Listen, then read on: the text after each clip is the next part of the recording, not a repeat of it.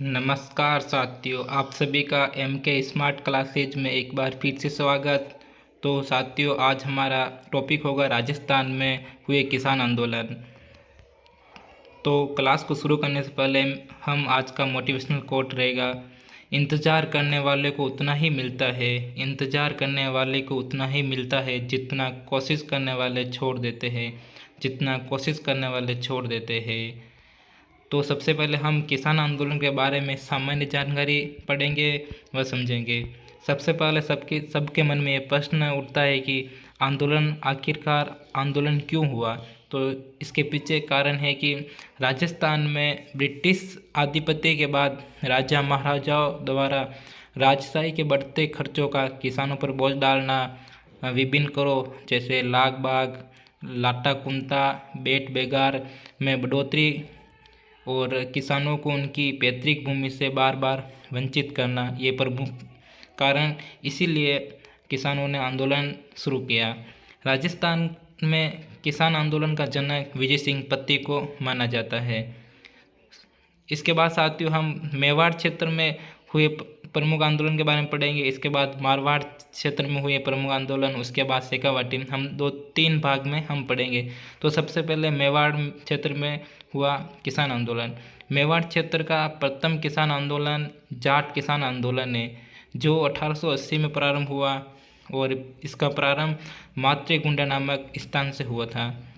इसका प्रमुख कारण था कि भू राजस्व व्यवस्था के विरुद्ध किसानों ने ये आंदोलन किया था।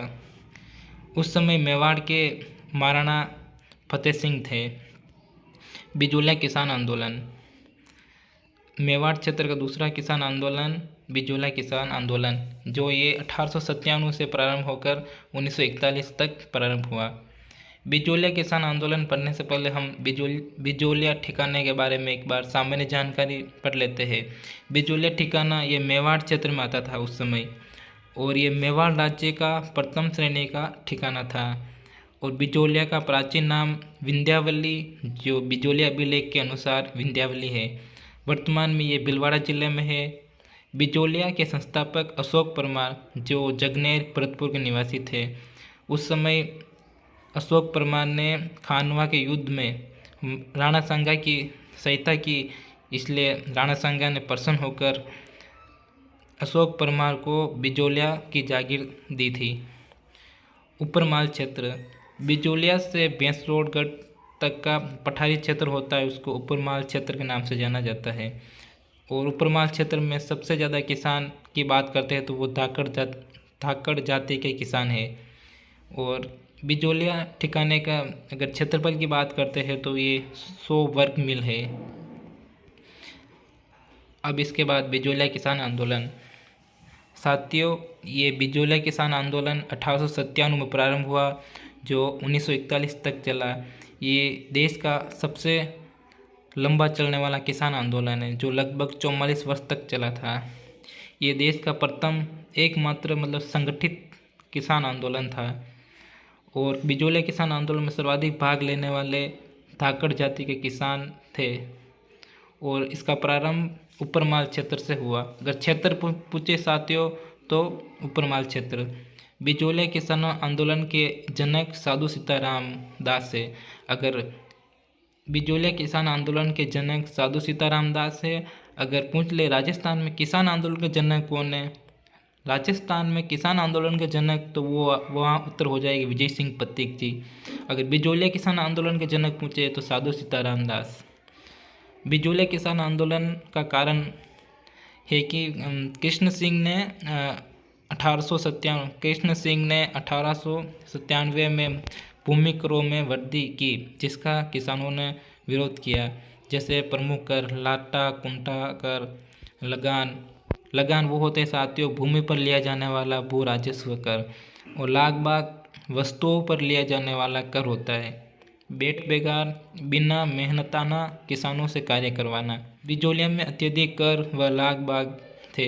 लगभग 84 प्रकार के कर थे, और इनमें से भी साथियों 74 प्रकार के लगान लाग बाग थी। लाटा का मतलब होता है साथियों कटी हुई फसल पर लिया जाने वाला कर। कुंता का मतलब होता है कि खड़ी फसल पर लिए जाने वाला कर। आंदोलन के समय, बिजोलिया किसान आंदोलन के समय मेवाड़ के शासक महाराणा फतेह सिंह थे। बिजोलिया का ठिकानेदार कृष्ण सिंह थे, जो गोविंद सिंह की मृत्यु के बाद 1894 में बने थे। आंदोलन का प्रारंभ किरदारीपुरा गांव से गंगाराम धाकड़ के घर पर मौसर के समय हुआ था। साथियों, बिजोलिया किसान आंदोलन 3 चरणों में संपन्न हुआ। प्रथम चरण है 1897 से 1916 तक, जिसका नेतृत्व साधु सीताराम दास ने किया। दूसरा चरण 1916 से 1923 तक, जिसका नेतृत्व विजय सिंह पथिक ने किया। तीसरा चरण है 1923 से लगाकर 1941 तक, जिसका नेतृत्व जमनालाल बजाज ने किया। तो हम एक एक चरण को पढ़ेंगे साथियों। तो साथियों, हम प्रथम चरण के बारे में चर्चा करते हैं। प्रथम चरण ये 1897 से प्रारंभ होकर 1916 तक चला।